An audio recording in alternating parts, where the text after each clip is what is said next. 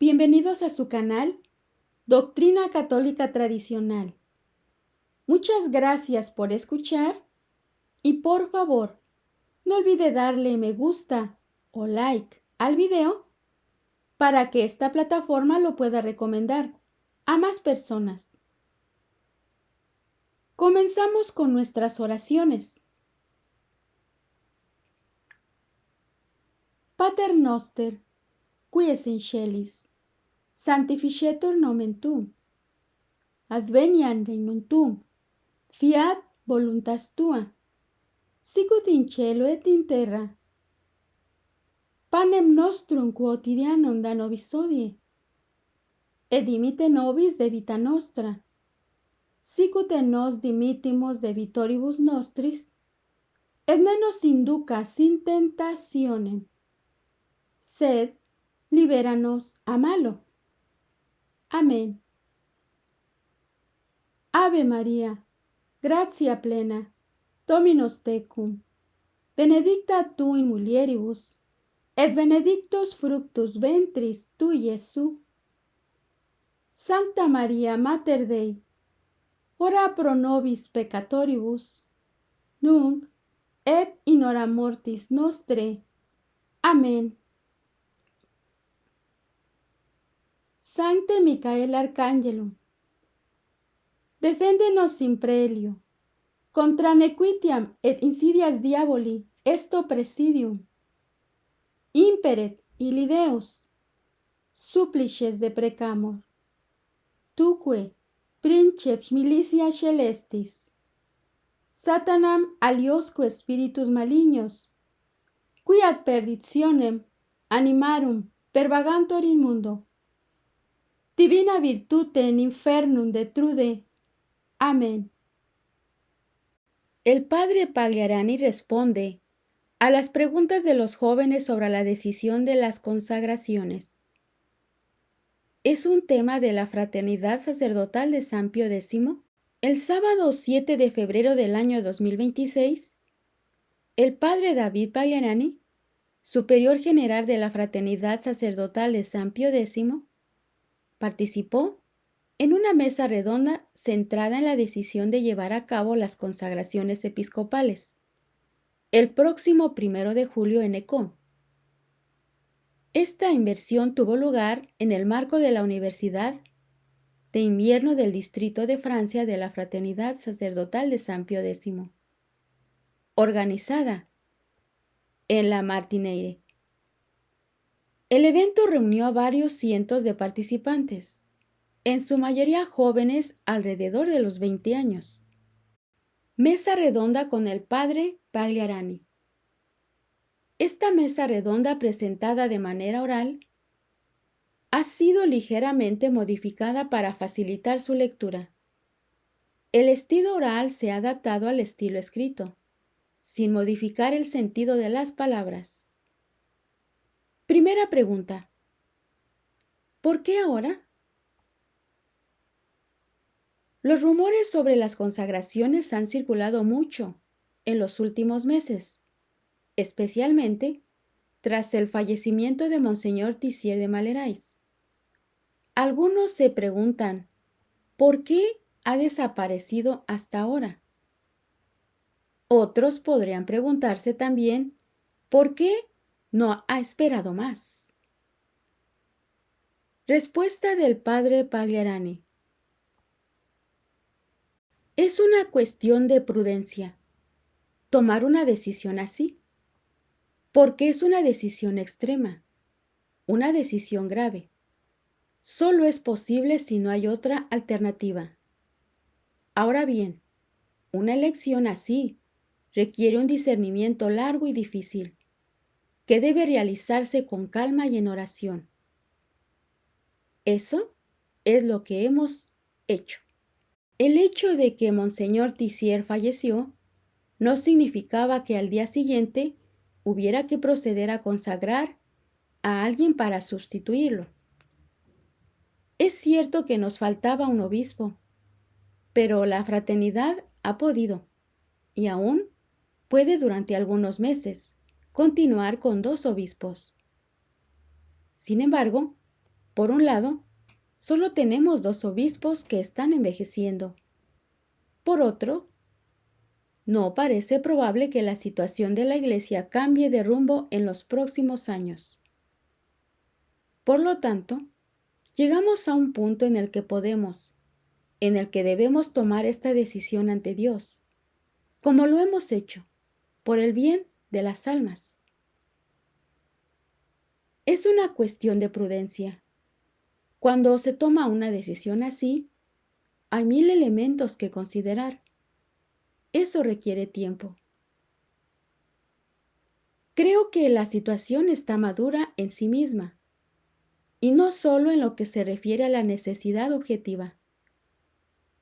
Diría que lo que también está maduro es la posibilidad de que todos los fieles de buena voluntad comprendan las razones de esta decisión. Esto también es importante. Es algo que debemos explicar y que los fieles deben poder comprender. Y creo que hoy, con lo que está sucediendo en la Iglesia, se dan todas las condiciones para hacerlo. Las cartas enviadas al Papa. Pregunta. Padre, en su sermón del 2 de febrero, dijo que había escrito al Papa, 2 veces si no me equivoco. ¿Podría, si es posible, entrar un poco más en detalle y decirnos qué le escribió exactamente y qué le respondió él? Respuesta. Le escribí al Papa por primera vez antes del Jubileo de Roma, es decir, a principios de agosto, para solicitar una audiencia y, por supuesto, felicitarle por su elección. Nunca recibí respuesta a esta carta. En noviembre le escribí una segunda carta, en la que puse por escrito lo que hubiera querido explicarle oralmente al Papa. En ella expuse las razones por las que la fraternidad pide nuevos obispos y necesita nuevos obispos. Le pedí al Santo Padre comprensión, sin ocultar las divergencias doctrinales, sin ocultar todos los problemas que conocemos. Pero subrayé que la fraternidad quiere servir a la Iglesia, que si guardamos la tradición es por la Iglesia, para que algún día un papa pueda servirse de ella. Porque guardar la tradición no es simplemente conservar principios. Guardar la tradición significa guardar las almas que encarnan esta tradición, que la viven. Es el caso de ustedes. Es el caso de las familias católicas tradicionales. Es el caso de aquellos que eligen la vocación religiosa o sacerdotal. Eso es la tradición. No son solo libros o principios. Así que le expliqué al Papa que ese es el servicio que queremos prestar a la Iglesia, hasta el día en que él o uno de sus sucesores quiera utilizarlo. Envié esta segunda carta en noviembre y la respuesta me llegó hace unos días, hace una semana, el viernes pasado. Sí, hace 8 días. Pero esta respuesta no tomaba en cuenta lo que proponíamos. Era simplemente una amenaza de nuevas sanciones si la fraternidad seguía adelante con la idea de consagrar obispos. Eso es todo. Fue bastante decepcionante. Unos días después, anunciamos las consagraciones, como ustedes saben. ¿Por qué consagrar a pesar de la falta de autorización del Papa? Pregunta. Entonces, aún no han recibido la aprobación del Papa. ¿Por qué consideran, sin embargo, que deben consagrar obispos? Respuesta. Es por el bien de las almas. Lo único que hay que tener en cuenta es lo siguiente. Estamos aquí para salvar nuestra alma. Eso lo saben. Todo lo que hacemos en nuestra profesión, en nuestra familia, en nuestros proyectos, todo, sin excepción, está ordenado, indirecta o directamente, a la salvación de nuestra alma o nuestra salvación. Ahora bien, la Iglesia existe para garantizar los medios necesarios para esta salvación. En eso estamos todos de acuerdo. Pero, la Iglesia oficial actual, en una parroquia normal, ¿nos da los medios necesarios para nuestra salvación? ¿Encontramos allí todo lo que necesitamos? ¿Encontramos allí un catecismo verdaderamente católico? ¿Se enseña realmente la moral católica?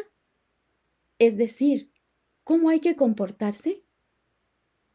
¿Se enseña la verdad? ¿Se administran los sacramentos necesarios para la salvación, según lo que la Iglesia siempre ha hecho? ¿Se tiene todavía el sentido del pecado? ¿El sentido de la absolución? ¿El sentido de la conversión de las costumbres? ¿Se enseña y se practica todo esto en una parroquia normal, ordinaria? Es evidente que no. No. Si no fuera así, ustedes no estarían aquí. Si no fuera así, la Fraternidad San Pío no existiera. Independientemente de las consagraciones, ya justificamos nuestro apostolado precisamente porque hay un estado de necesidad en la Iglesia. Pues bien, es a causa de ese estado de necesidad que se impone esta decisión. Se impone, una vez más, por el bien de las almas. Y también, diría yo, para enviar una señal a la Iglesia. La Iglesia misma debe comprender que está ahí. Los hombres de la Iglesia, está claro, para servir a las almas, para conducirlas al cielo, para arrancarlas del infierno, para arrancarlas del pecado. Para eso está ahí. Pero eso falta, y cada vez falta más. De ahí la necesidad de hacer todo lo posible para salvar las almas. Es lo que se llama el estado de necesidad. Se trata, pues, de un estado extremo, pero de un estado que impone, que postula soluciones proporcionalmente extremas. También lo reconocemos. ¿Desafía la fraternidad a la Iglesia? Pregunta. Usted menciona con frecuencia la noción de servicio prestado a las almas, servicio prestado a la Iglesia. Pero en la práctica, y esta es una acusación que se le hace a la fraternidad, fue el título de la cruz al día siguiente del sermón que pronunció el 2 de febrero. La fraternidad parece dar la impresión de desafiar a la Iglesia. ¿Cómo se posiciona usted con respecto a esta afirmación y qué se puede responder? Respuesta. Precisamente, no desafiamos a la Iglesia, la servimos. Servimos a la Iglesia en las almas, una vez más. Y todo lo que hacemos, no lo olvidemos, como he dicho antes, se hace para poner al servicio de la Iglesia misma, como institución, es decir, del Papa y de la jerarquía, la tradición, porque la tradición pertenece a la Iglesia. Hemos recibido una herencia de la que nos beneficiamos y que no comenzó en 1970 con la fundación de la Fraternidad de San Pío X. Esta herencia es la herencia de 2000 años de historia de la Iglesia, de 2000 años de magisterio, de 2000 años de tradición. Conservamos esta herencia para vivir de ella nosotros mismos, para las almas que recurren a nosotros. Pero repito, también es para la propia Iglesia. es una antorcha que mantenemos encendida también para los demás, incluso para aquellos que no comparten nuestras ideas, incluso para aquellos que no son católicos. No importa, algún día habrá que convertir las almas, pero alguien tendrá que predicar la verdad.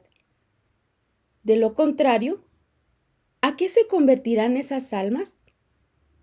En este sentido, servimos a la Iglesia y no la desafiamos. Decir que la fraternidad desafía a la Iglesia es, en última instancia, una lectura muy superficial.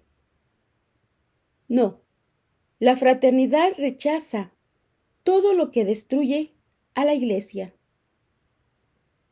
Ahora bien, todas estas ideas nuevas, y se podrían dar varios ejemplos. Citaré uno muy concreto y muy reciente.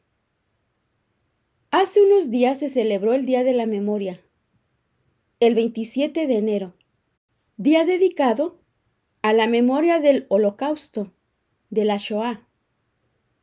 En esta ocasión, el prefecto del Dicasterio para la Doctrina de la Fe, es decir, el heredero del Santo Oficio, antiguamente llamado Inquisición Romana, el nombre ha cambiado, pero sigue siendo el Tribunal Doctrinal de la Santa Sede, que aún existe hoy en día y cuya función es fundamental. Pues bien, el cardenal que está al frente de esta institución, de esta congregación romana, de este dicasterio, como se dice hoy, declaró en un discurso oficial dirigido a todos los miembros de su dicasterio que la Inquisición, es decir, ese organismo del que él mismo es heredero, era comparable a la Gestapo. En otras palabras, la Santa Iglesia, que tanto se ha esforzado a lo largo de los siglos por preservar la fe, ahora habría actuado como la Gestapo, bajo los regímenes na, punto y coma, cis. Entonces, ¿quién ama a la Iglesia? ¿Quién ama la tradición de la Iglesia? ¿Quién ama la defensa de la fe, de la verdad, de la pureza doctrinal, tal y como ha sido garantizada por la Iglesia a lo largo de los siglos? ¿Quién ama esto? Nosotros no nos avergonzamos de ello. No nos avergonzamos de la condenación de los errores. Gracias a esas condenaciones y a las definiciones dogmáticas, hemos podido conservar la fe. Comparar ese tribunal doctrinal al que los papas dedicaron tanta atención y tantos esfuerzos a lo largo de los siglos, con la Gestapo, es una infamia. Y no solo es inadmisible, es un signo. El signo de que, por desgracia, algunos se avergüenzan de la Iglesia, se avergüenzan de su madre. Nosotros no nos avergonzamos de nuestra madre. No, somos hijos de la Iglesia. En ese sentido, la fraternidad quiere servir a la Iglesia. Es muy importante comprenderlo. Tenemos detrás de nosotros 2000 años de historia. No lo olvidemos jamás. El estado de necesidad y la misión canónica. Pregunta. Padre, usted ha hablado del estado de necesidad y hemos entendido bien que este estado de necesidad consiste en la necesidad que tienen las almas de recibir los sacramentos y la fe íntegra. También hemos entendido que este estado de necesidad es universal. No concierne solo a tal o cual parroquia, sino, en cierto modo, a las parroquias de todo el mundo hoy en día. Sin embargo, a menudo surge una objeción con respecto a nuestro ministerio con las almas, la ausencia de jurisdicción que tendríamos sobre ellas, o la ausencia de misión canónica en la Iglesia, lo que haría de nuestro ministerio una acción en cierto modo salvaje. En el pasado, el seminario de Econ ya había sido calificado de, entre comillas, seminario salvaje. No un seminario de salvajes, atención, sino un seminario salvaje para mostrar que allí se hacían las cosas al margen de las normas. ¿Qué se puede responder a esto? ¿Cómo justificar en el estado actual de la Iglesia nuestro ministerio con las almas? ¿No sería el simple hecho de invocar el estado de necesidad una especie de comodín que permite justificar casi todo? Respuesta. El principio fundamental es la salvación de nuestras almas. Esa es la razón por la que estamos en la tierra. Si Dios nos da aquí abajo 60, 70 o 100 años, es para salvar nuestra alma.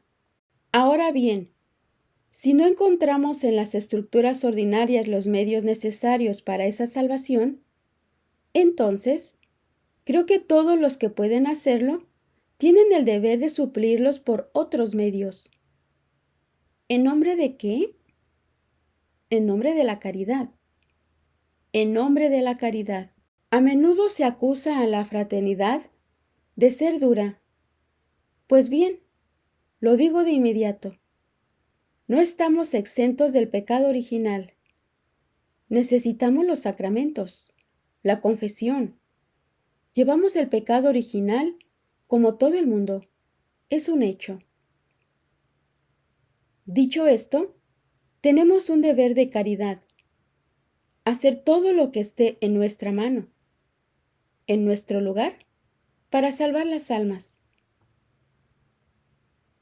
Si no tenemos una misión canónica, una misión oficial, es precisamente porque hay un problema en la Iglesia. La Iglesia está cada vez más orientada hacia otros objetivos que no son la salvación de las almas, objetivos mucho más relacionados con este mundo.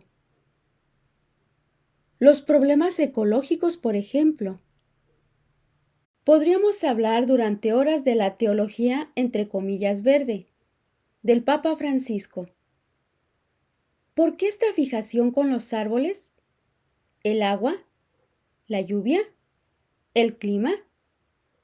¿Por qué esta fijación? Porque si perdemos la perspectiva eterna, si perdemos de vista el hecho de que esta vida está ordenada a la eternidad, a la vida futura, que estamos aquí para alcanzar nuestra salvación, entonces concentraremos todos nuestros esfuerzos no en la preparación para el cielo, sino en la ordenación de esta tierra, hasta el punto de querer convertirla en un paraíso artificial, porque en la práctica ya no creemos en el verdadero paraíso. Así pues, los verdaderos problemas se convierten en el césped, la limpieza de las calles, los residuos, el agua potable, etc. Quizás sean cuestiones interesantes, pero no es asunto de la Iglesia ocuparse de ellas. Por lo tanto, en nombre de la caridad hacia las almas, incluso sin una misión oficial, incluso sin un mandato directo de una autoridad preocupada por otras cosas y con otras prioridades, debemos socorrer a las almas. Es un deber, bajo otro aspecto, pero no por ella menos importante. Esto no quiere decir que la fraternidad no tenga defectos.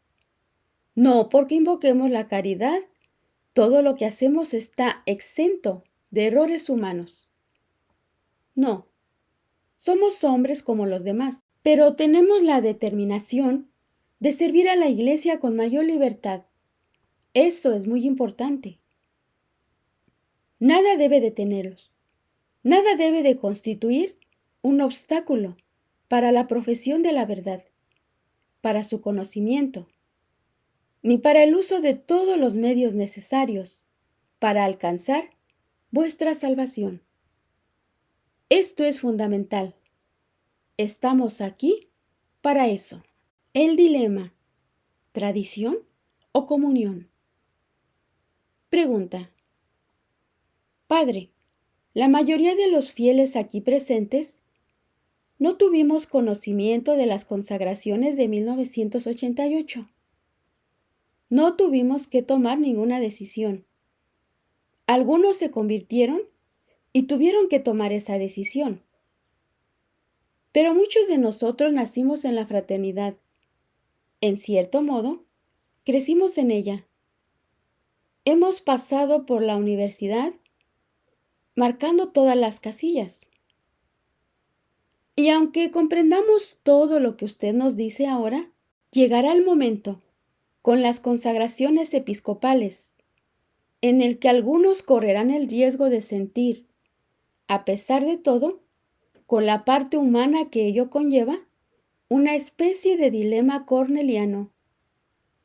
Podemos tener la impresión de que ha llegado la hora de nuestra propia elección y que tendremos que elegir entre la tradición integral de la que usted habla y la plena comunión con la Iglesia.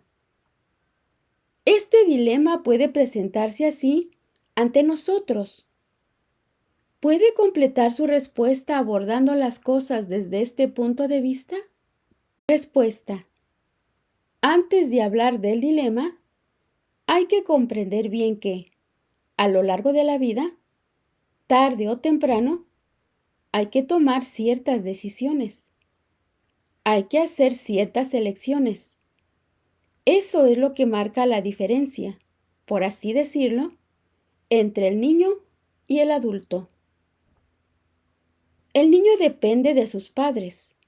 Son ellos quienes deciden por él. Pero cuando se llega a la edad adulta, hay que asumir responsabilidades cada vez más graves e importantes. Ahora bien, sin duda, las consagraciones representarán la necesidad de una elección que puede ser difícil. ¿Por qué? Porque las consagraciones tienen un carácter divisorio. Será un signo de contradicción. Si se quiere, se podría profundizar en este concepto.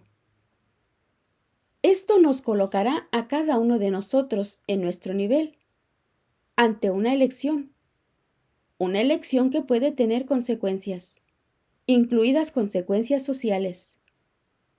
Hay amigos que, tal vez, no lo entenderán. Una vez más, hay que comprender que lo que está en juego en esta elección es extremadamente importante. Se trata de la salvación de nuestras almas y del ejemplo que podemos dar a los demás. Ahora bien, en cuanto al dilema en sí, ¿habrá que elegir entre la fe íntegra, la tradición íntegra y la plena comunión con la Iglesia? No, en realidad, este dilema está mal planteado. Lo digo con todo el respeto posible. La pregunta es legítima, pero está mal formulada. La comunión en la Iglesia se basa ante todo en la fe. ¿Qué significa estar en comunión? Estar en comunión con el Papa, con la jerarquía de la Iglesia. Significa compartir la misma fe. Si queremos emplear un término sencillo, aunque quizá no sea el más preciso. Estamos en comunión porque creemos en las mismas cosas. Creemos todo lo que enseña la Iglesia. Nos adherimos a ello y por eso estamos en comunión. Esto es muy importante. La comunión es eso. No es un sentimiento. No es un sello administrativo. No, la comunión es la comunión en la fe íntegra. En otras palabras, ningún dogma, ninguna verdad puede faltar en esta base de la comunión, y ningún error puede introducirse en ella. Esto es fundamental. Ahora bien, es precisamente preservando la fe y la tradición de la Iglesia como conservamos la base de esta comunión. Ya ven, pues, que la comunión con la jerarquía de la Iglesia como tal y la tradición íntegra son dos realidades a las que no podemos renunciar. No se trata de elegir entre una u otra. No es un dilema. Hay que conservar ambas, sin reservas. Evidentemente, no se pueden estar en comunión sobre elementos que por sí mismos no pueden constituir la base de una comunión eclesiástica. Un error no puede ser la base de la comunión. Esto es fundamental. Ahora veamos un ejemplo de error doctrinal. El ejemplo que hemos tomado en estos últimos días y que resulta muy llamativo se refiere a la afirmación del Papa Francisco de que la pluralidad de las religiones es querida por la sabiduría divina, es decir, por Dios mismo.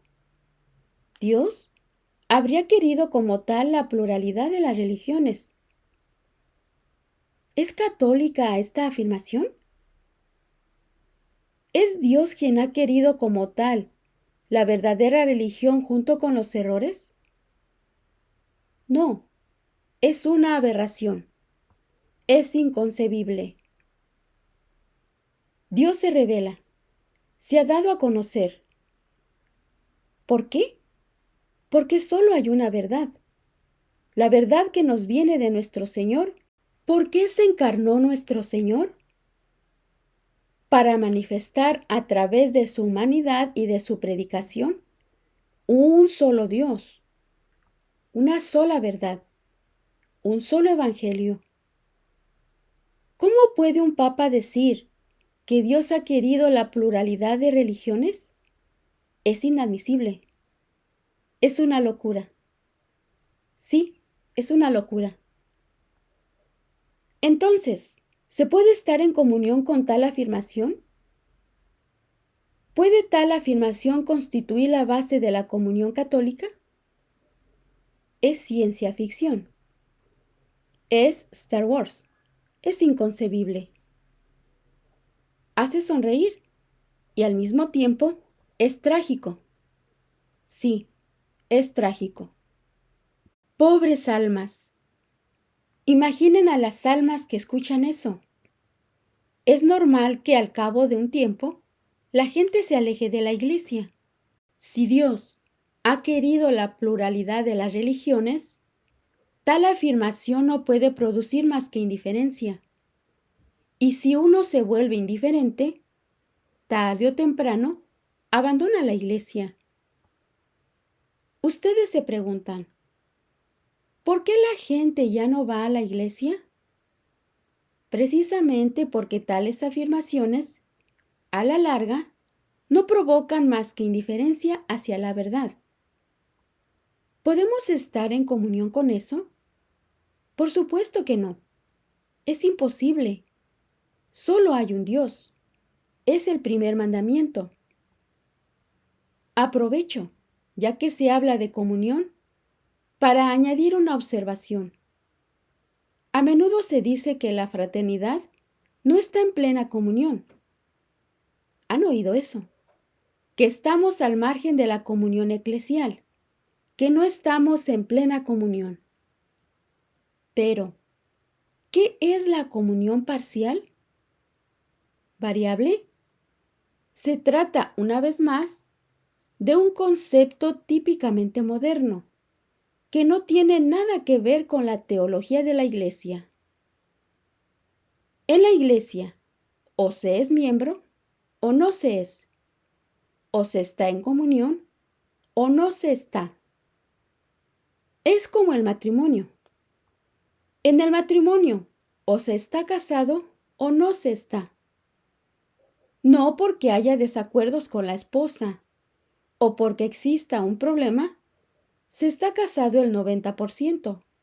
No, el matrimonio es válido o nulo. Lo mismo ocurre en la iglesia. O se tiene la fe católica y entonces se está en comunión con la iglesia, o no se tiene y no se está en comunión. Esta forma moderna de hablar, entre comillas, ¿son cismáticos? No lo son. Están en comunión. No lo están. No están en plena comunión. Todo eso no es más que palabrería. O se está en comunión o no se está.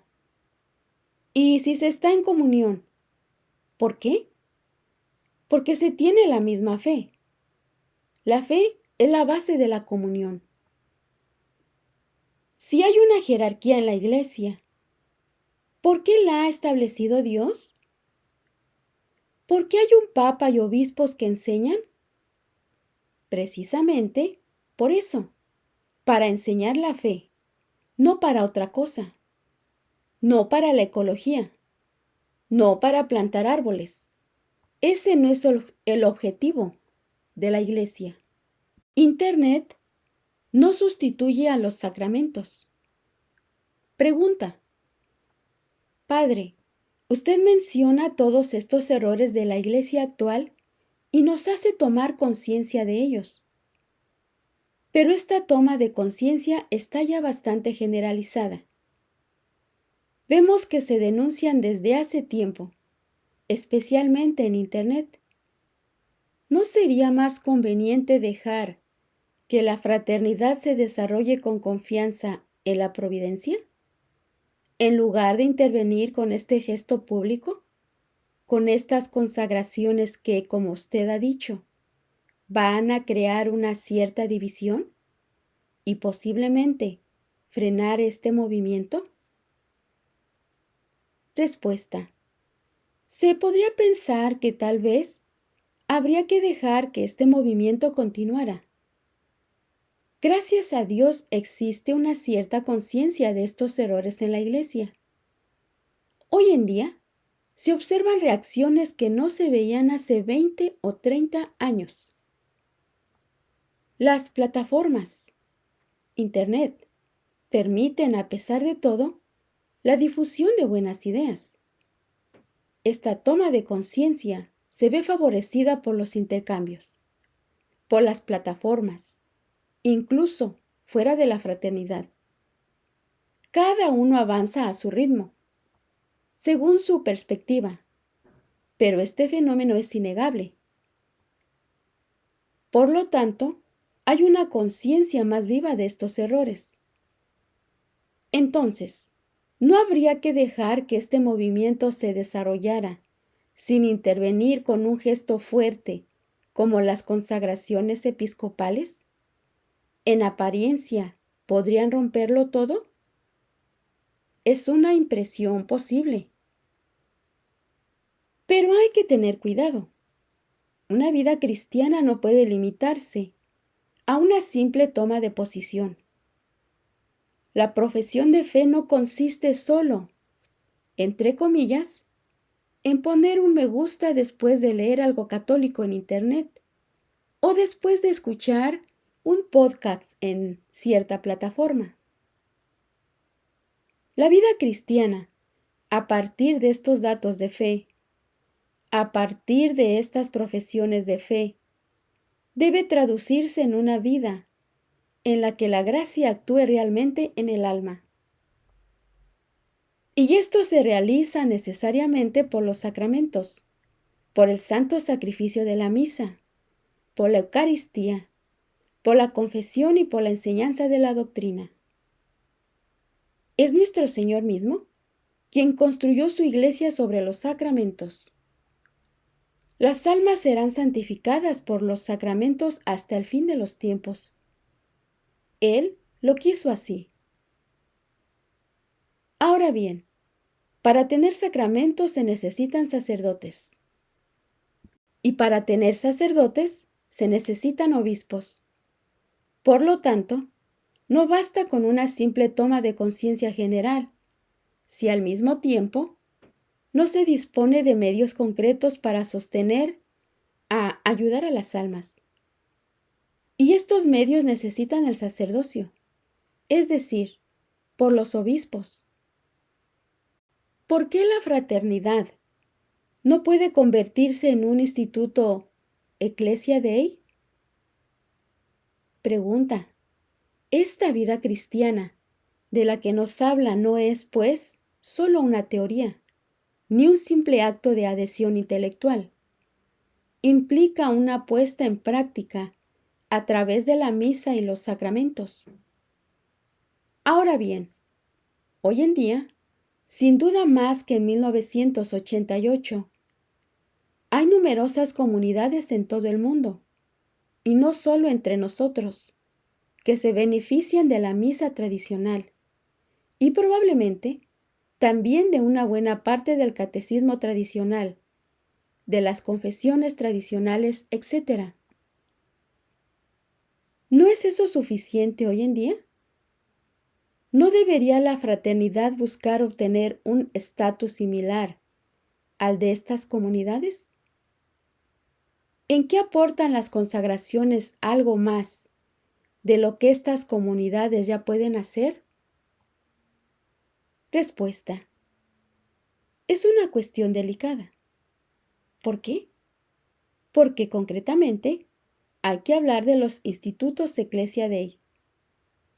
En un lenguaje más coloquial, en Francia se les llama a veces los rayíes, pero hablemos mejor de los Ecclesia Dei. Es más exacto. Y no solo ellos. También hay toda una serie de sacerdotes diocesanos que sin pertenecer a ningún instituto en particular, han redescubierto la misa tradicional, la misa tridentina, sobre todo después del motu propio del Papa Benedicto. Por lo tanto, cabe preguntarse, ¿no debería la fraternidad adoptar también este estatus? ¿Por qué no convertirse concretamente en un instituto Ecclesia Dei? Es una pregunta muy audaz. Hace reflexionar. Quiero responderla con sencillez y franqueza, una vez más. Centrémonos en los principios. Aquí no juzgamos a las personas. Bien, los institutos Ecclesia Dei existen porque existe la fraternidad de San Pío X. Históricamente, comenzaron a existir en 1988, tras las consagraciones.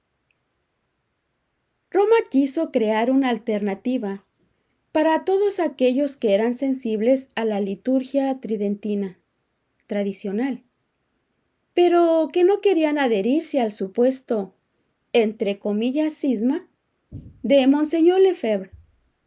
Esa es la historia. Así, se creó esta categoría Ecclesia Dei, en la que se encuentran diferentes institutos. Ahora, en retrospectiva, ¿qué se puede decir de la vida de estos institutos? ¿Los ha protegido Roma? ¿Les ha dado garantías? ¿Ha cumplido sus promesas? ¿Están realmente a salvo estos institutos gracias a la protección romana? ¿Tienen libertad para decir todo lo que piensan? ¿O al menos todo lo que esperamos que piensen? ¿No tienen, en realidad, una espada de Damocles sobre sus cabezas? Estos son hechos, crónicas que ustedes conocen casi mejor que yo. Estos institutos se encuentran en una situación tal que, en primer lugar, es el obispo local quien puede acogerlos o expulsarlos, aprobarlos o excluirlos. Pero si tienes una familia y la capilla a la que acudes a misa se cierra de repente porque el obispo ha cambiado de opinión, ¿a dónde vas con tu familia? ¿Vuelves a la misa nueva? Esta situación tan particular en la que se encuentran, esta espada de Damocles que pende sobre sus cabezas, les obliga a guardar silencio. Ahora bien, cuando se celebra la misa tradicional o tridentina, esta pone inevitablemente en tela de juicio la nueva misa, simplemente porque no se corresponde con ella, y por consiguiente, también pone en tela de juicio el concilio, la nueva doctrina, etc. Pero si no pueden expresarse libremente, si no pueden predicar libremente, si no pueden expresarse libremente porque de lo contrario se les quitará el privilegio de celebrar esta misa tridentina o tradicional en una determinada capilla, entonces están bloqueados. Y cuando no se dicen las cosas con claridad, cada vez que es necesario, a la larga, se acaba cambiando la forma de pensar. Lo digo sinceramente, no con amargura, sino con compasión hacia estos pobres sacerdotes, hacia estas pobres almas que buscan algo más serio, más tradicional, sinceramente. Tienen derecho a ello, pero lo buscan en un contexto en el que no tienen ninguna garantía de poder conservarlo para siempre. Ahora bien, ¿podemos vivir sin la garantía de conservar siempre la misa? Así como la seguridad de una doctrina y una predicación conformes a la tradición de siempre. No podemos poner nuestra alma en una situación tan precaria. No podemos. En el año 2019, la Comisión Ecclesia Dei como tal, es decir, como institución que dirigía a estos institutos, fue suprimida por el Papa Francisco. Lo interesante es que los institutos siguen existiendo, pero la estructura que los agrupaba ha desaparecido. ¿Por qué?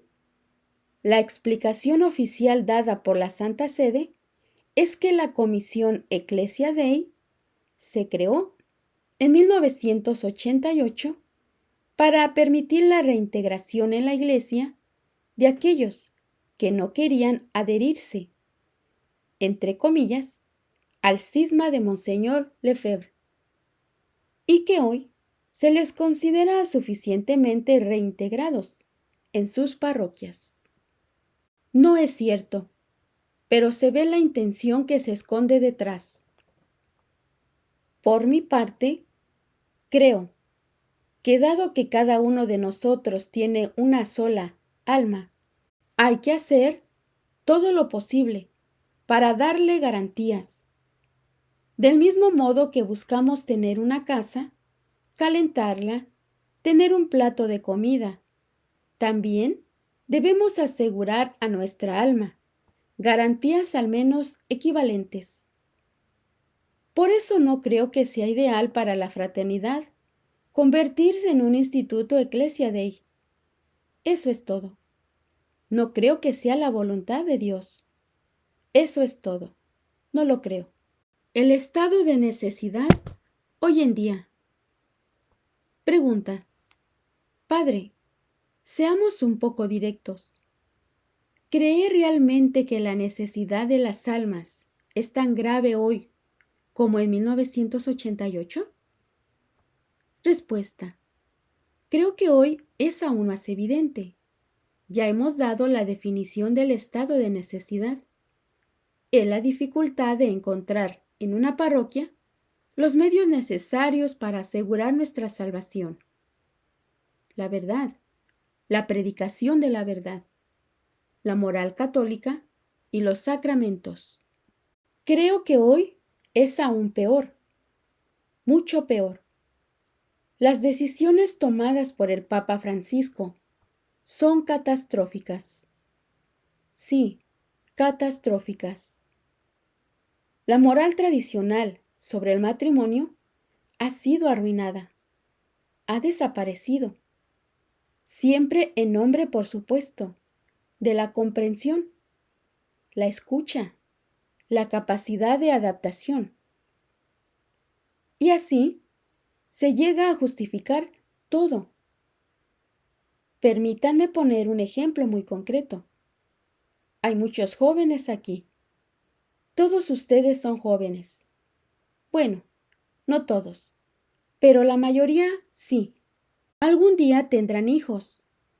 Imaginen lo que significaría si fueran con ellos a misa y en una iglesia una pareja homosexual, disculpen, que aborde este tema, fuera bendecida por el sacerdote.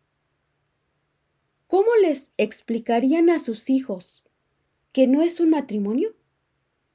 Que es algo excepcional, pero que aún así ha sido querido por el Papa Francisco en nombre de la inclusión eclesiástica? ¿Cómo quieren que lo entiendan? Y eso hace que las cosas sean aún más difíciles. ¿Cómo se explica eso a los niños? A unos niños, no lo olviden, que se van a enfrentar a un mundo extremadamente agresivo. Toda esta campaña del grupo del abecedario, toda esta presión, ustedes conocen mejor que yo todas estas aberraciones. Va a ser cada vez más fuerte. Es diabólico. Pero si tienen una iglesia que en lugar de advertir a sus hijos y proteger sus almas bendicen esto, ¿cómo se lo explicarán a sus hijos? ¿Cómo los educarán en un contexto así? Cuando ellos mismos tengan dudas, cuando ya no entiendan lo que está pasando, hay que protegerlos. Eso es el estado de necesidad. Este ejemplo es quizás un poco crudo, lo reconozco, pero es real, es real. La iglesia está entrando de lleno en todas las grandes aspiraciones del mundo moderno. Toda la cuestión del grupo o comunidad de colores le afecta. Han ido a Roma en peregrinación, pero no para pedir perdón por sus escándalos y sus pecados. No, sino para mostrar que finalmente pueden tener su propia peregrinación como grupo de colores o del abecedario y todo lo que ello conlleva. Es increíble, es increíble. Este es el estado de necesidad. Y creo que no reconocer que es muy grave, que hay que preservar las almas de todo esto, es casi un pecado contra el Espíritu Santo. Negar que hay un problema importante contra el que hay que defenderse. Esa es la necesidad. En 1988 no estábamos en esa situación. Todavía existía una cierta moral natural, un cierto sentido del matrimonio. Hoy en día, todo se está derrumbando. ¿Crean las consagraciones una jerarquía paralela? Pregunta. Este estado de necesidad, como usted ha demostrado, es universal. Es grave, ya que no hace más que empeorar. También afecta a la sociedad civil. Por lo tanto, concierne a toda la vida humana, tanto en el plano religioso como en el civil. Esto ya había llevado al venerable Monseñor Lefebvre a proceder a las consagraciones de 1988. Los años pasan. Esta situación excepcional dura cada vez más tiempo. Y algunos nos reprochan. a través de estas consagraciones. Querer constituir en la Iglesia una jerarquía paralela. Entendemos el argumento de la salvación de las almas, pero ¿qué responder a quienes nos acusan así de crear una jerarquía paralela? ¿O incluso casi una iglesia paralela? Respuesta. Hay que entender bien lo que es una iglesia paralela, sobre todo en relación con el episcopado. Una iglesia en la que los obispos sustituyeran a los obispos de la jerarquía católica, eso sería una verdadera iglesia paralela. Ahora bien, la jerarquía de la iglesia docente, está constituida por el Papa y todos los obispos que tienen jurisdicción, es decir, los obispos que generalmente tienen un título diocesano, los obispos ordinarios de una diócesis, los pastores ordinarios que como tales tienen la responsabilidad de enseñar. Se dice que tienen jurisdicción, pero no todos los obispos tienen jurisdicción en la Iglesia, al menos no en el mismo sentido. Hay obispos que son verdaderamente obispos, pero que no son, por ejemplo, el obispo de Châteauroux o de París. Tomemos el ejemplo de un obispo auxiliar. Ayuda a otro obispo en sus tareas, pero él mismo no es el obispo de la diócesis. También están los obispos retirados, los obispos eméritos. El obispo emérito de París, por ejemplo, ya no es el obispo de la diócesis. Sigue siendo obispo, pero ya no ejerce esa jurisdicción. Los obispos de la fraternidad serán precisamente obispos sin jurisdicción. Estarán ahí únicamente para ayudar a las almas, para administrarle los sacramentos, para servirles, pero no con esa autoridad jerárquica que pertenece a la iglesia jerárquica propiamente dicha. En este sentido, nuestros obispos, tanto los que ya tenemos como los que tendremos, si Dios quiere, el 1 de julio, no tendrán esa cualidad, ese poder que solo el Papa puede otorgar. Añado que la fraternidad siempre ha mantenido estos principios. Casi 40 años después, sigue teniendo muy claro que sus obispos están ahí para ayudar, para suplir, pero no para usurpar una jurisdicción que solo el Papa podría conferir. Esto está muy claro en la fraternidad. ¿Es la fraternidad el único camino de salvación? Pregunta. Padre, seamos directos. Dado el papel que desempeña hoy la fraternidad al servicio de las almas, ¿se puede decir que fuera de la fraternidad no hay salvación? Respuesta. Reconozco que es una pregunta muy directa. Pues no. La fórmula es, entre comillas, fuera de la iglesia no hay salvación. Y no fuera de la fraternidad no hay salvación. Teológicamente, eso no es exacto. ¿Cómo debemos entonces concebir la fraternidad? ¿Nuestro apego a ella? ¿Nuestro amor por ella? Hay que comprender que en esta situación catastrófica, la fraternidad representa para nosotros un medio para permanecer fieles a la Iglesia. No es lo mismo. Es para nosotros el medio privilegiado para permanecer fieles a la Iglesia. ¿Hay otros medios para permanecer fieles a la Iglesia? Sí. No podemos decir que la fraternidad sea, en absoluto, el único medio. Pero, concretamente, ¿existe a nuestro alcance? ¿Otro medio que nos ofrezca la misma libertad y las mismas garantías? ¿Recibir la predicación de la verdad? ¿Poder profesarla? ¿Poder denunciar los errores?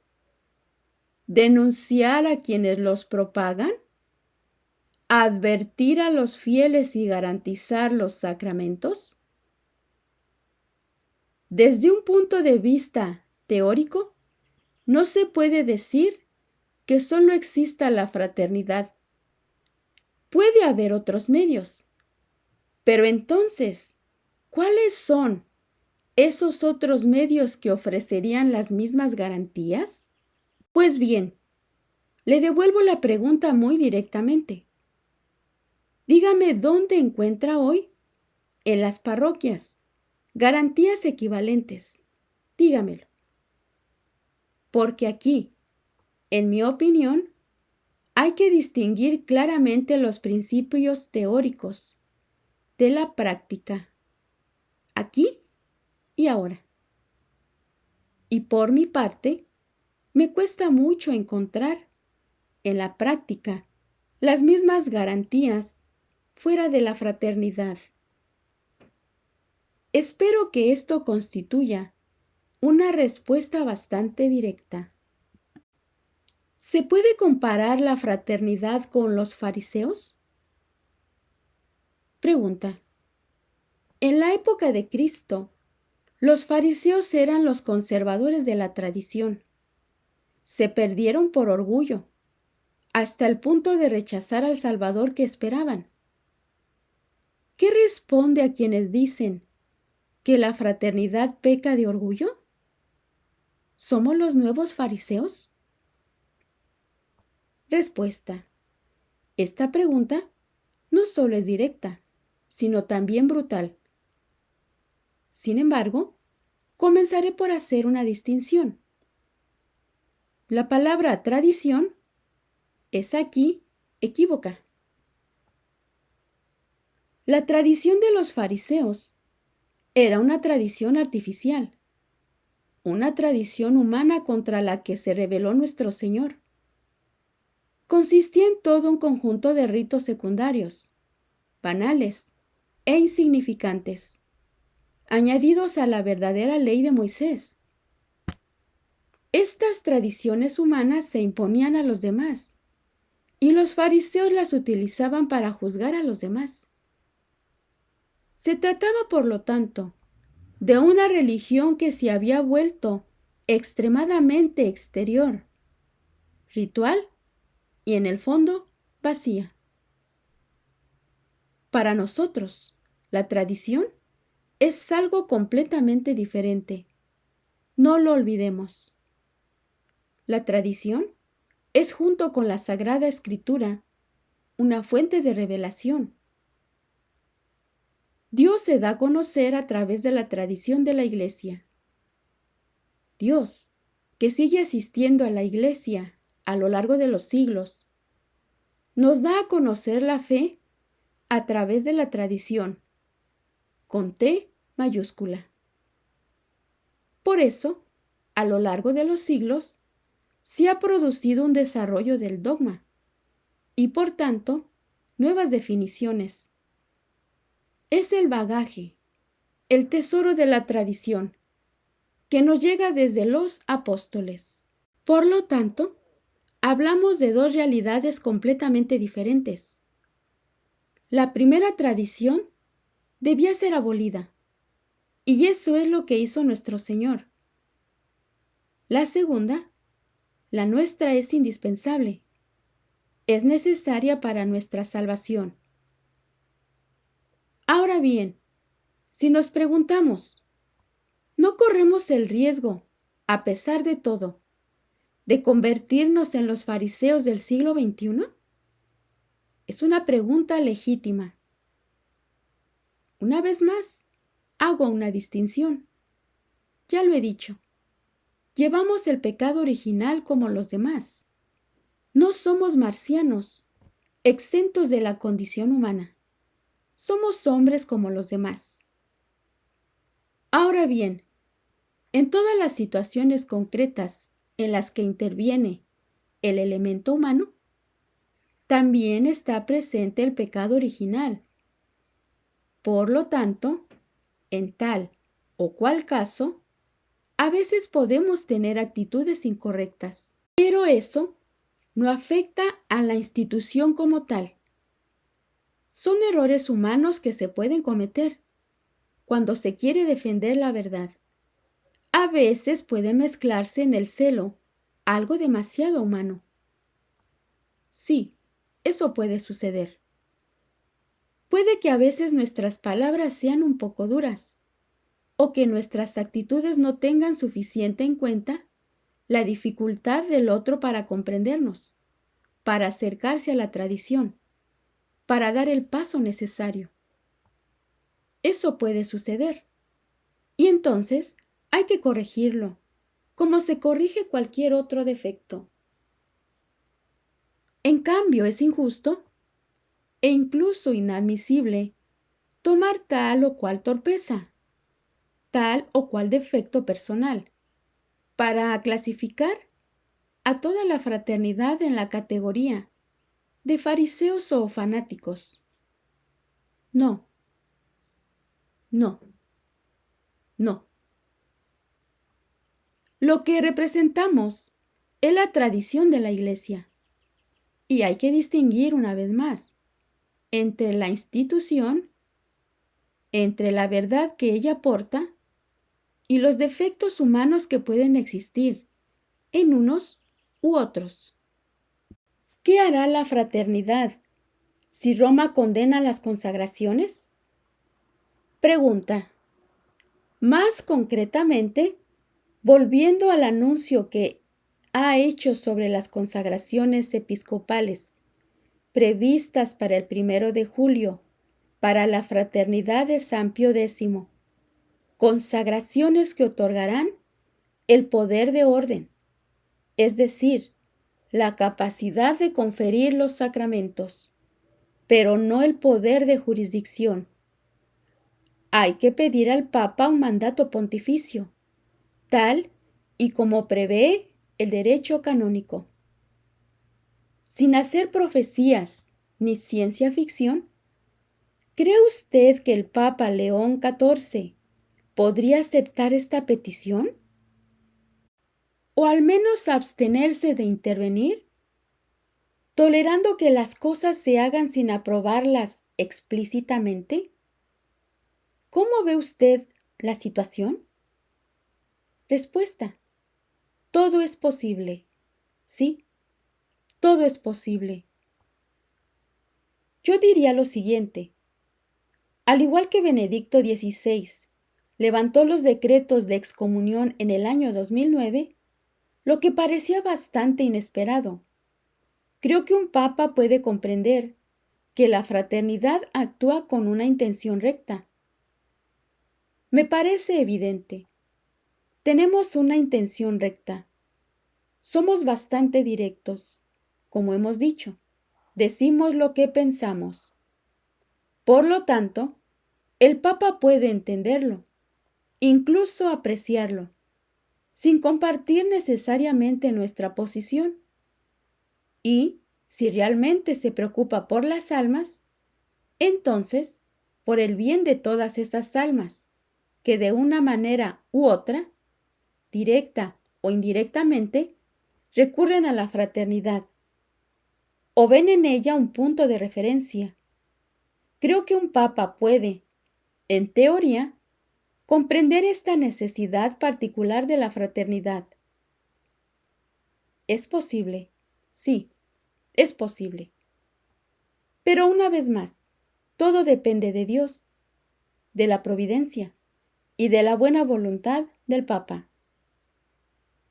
Creo que anunciar las consagraciones con 5 o 6 meses de antelación nos permite prepararnos para lo peor, pero también permite al Papa reflexionar y recibir más explicaciones por nuestra parte para comprender mejor nuestra buena voluntad. Todo eso es posible. Por otro lado, No creo que el Papa se adhiera íntegramente a la tradición antes del 1 de julio. Humanamente hablando, esa no es la perspectiva. Pero que pueda comprenderlo, eso sí es posible. Pregunta: ¿qué hará la fraternidad si la Santa Sede decide condenarla? Nos ha dicho que en la carta de respuesta del cardenal Fernández había más amenazas que otra cosa. Y como fieles, pensamos evidentemente en la excomunión que se impuso a los obispos en aquella época. También nos preguntamos si nosotros mismos podíamos vernos afectados de alguna manera. ¿Qué hay que pensar de todo esto? Respuesta: en la vida hay que elegir. Ya lo he dicho antes. La verdadera pregunta es la siguiente: ¿es mejor, ante Dios, garantizar a las almas lo que necesitan para su salvación? Pues no se trata de un pasatiempo, ni de una preferencia, ni de un privilegio, sino de una necesidad, aún a riesgo de asumir las consecuencias. O bien, por temor a esas consecuencias, abandonar esta misión. Si me hacen la pregunta, por mi parte, la decisión ya está tomada. Se anunció el 2 de febrero. Es una decisión muy grave y puedo asegurarles que fue precedida por la oración, la espera y el discernimiento. No daremos marcha atrás. No podemos dar marcha atrás. Esto está en manos de la providencia de Dios. Pero Dios pide a cada uno de nosotros hacer nuestra parte. Y me parece que en el año 2026, nuestra parte, la de todos, cada uno según su lugar, consiste precisamente en seguir adelante, en pensar en el futuro. Me atrevería a decir, al igual que aquellos que nos precedieron, pensaron en nosotros. Si hoy estamos aquí, es porque algunos nos ha permitido a cada uno de nosotros mantener la fe. Nuestros padres, nuestras familias, la fraternidad. Hay que decirlo. Monseñor Lefebvre. No hay forma de evitarlo. Cuanto más tiempo pasa, más brilla la santidad de Monseñor Lefebvre. ¿Cómo pudo un solo hombre provocar todo lo que provocó? ¿Cómo pudo resistir, transmitir la fe, transmitir la tradición, el amor a la iglesia, el amor a las almas? ¿Y cómo pudo, solo en el momento oportuno, antes de abandonar este mundo, transmitir el episcopado a obispos que pudieron continuar su obra? ¿Cómo pudo tomar solo una decisión de tal gravedad? Para nosotros, hoy es fácil, porque tenemos la perspectiva y seguimos sus pasos. Pero en mi opinión, la respuesta está ahí. Es el signo más hermoso de santidad. La verdadera santidad es la que permite que un alma sea movida por el Espíritu Santo, por la sabiduría de Dios, por los consejos de Dios. Lo propio de un alma pura es ser dócil a todo lo que el Espíritu Santo pueda inspirar. Y cuanto más tiempo pasa, más perspectiva tenemos, más evidente se hace que este hombre estaba realmente guiado por el Espíritu Santo. ¡Qué santidad! Y qué alentador es constatar que no hay ninguna crisis, ni en el mundo ni en la iglesia, para la que Dios no esté dispuesto a suscitar los medios proporcionados y los hombres capaces de saber lo que hay que hacer en el momento en que hay que hacerlo. ¿Qué ejemplo nos ha dado este hombre? ¡Qué grandeza! ¡Qué santidad! Es magnífico. Y con cada año que pasa, esto se hace aún más evidente. No estaríamos aquí sin ello. Ven cómo una sola persona, un solo hombre, puede cambiar la historia si es verdaderamente un instrumento dócil en manos del buen Dios y está dispuesto a todo para cumplir la voluntad divina. Ese es el camino hacia la felicidad. Eso es lo que nuestro Señor recompensa, no solo en la eternidad, sino también en el tiempo, en esta misma vida. Ya que meditan sobre la felicidad, hoy les ofrezco un ejemplo muy hermoso. Un último consejo. Pregunta. Entonces, precisamente, Padre, una última palabra, pero no alargarnos demasiado. ¿Qué consejo daría más ampliamente a los fieles? ¿A nuestros fieles? ¿A los que están aquí presentes en esta situación? ¿Qué actitud hay que adoptar? ¿Qué consejo práctico daría? Ya ha hablado de la oración, lo cual es obvio. Pero concretamente, ¿qué hay que hacer? Respuesta. Me gustaría retomar el ejemplo que nos deja Monseñor Lefebvre. Yo diría, era un hombre libre, en el sentido católico del término. Ustedes también deben ser libres. ¿Ven cómo el mundo acumula a nuestro alrededor todo tipo de miedos, ideas extrañas, obstáculos que nos frenan? Un hombre libre es un hombre que, en el fondo, solo tiene un ideal y que lo reduce todo a ese único ideal. Este es el consejo que les doy. Mediten sobre esto, sobre este ejemplo, sobre este legado que nos deja Monseñor Lefebvre. Era verdaderamente un hombre libre en el sentido cristiano del término, es decir, que nada pudo detenerlo. Nada pudo constituir en él un obstáculo para conocer la voluntad de Dios ni para cumplirla.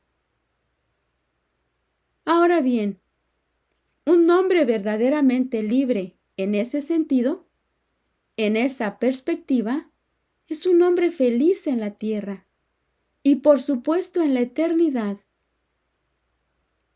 Mi consejo es pues el siguiente.